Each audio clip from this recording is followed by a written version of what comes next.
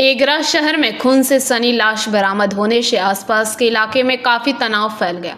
घटना गुरुवार सुबह करीब 8:30 बजे पूर्व मेदिनीपुर जिले के एगरा नगर पालिका के वार्ड संख्या 1 के एगरा डीघा मोड़ से सटे इलाके में हुई। बताया जाता है कि आज सुबह स्थानीय लोगों ने एक खाली जगह पर एक शव पड़ा हुआ देखा। तुरंत एगरा थाने को सूचना दी गई। एगरा थाने की पुलिस आई और शव को बरामद किया।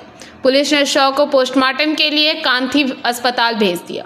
एगरा पुलिस मौत के कारणों की जांच कर रही है। मृतक व्यक्ति का नाम रवि सिंह है। उम्र लगभग 45 वर्ष है। स्थानीय लोगों का दावा है कि पारिवारिक समस्याओं के कारण उसकी पत्नी की हत्या कर दी गई और वह भाग गई।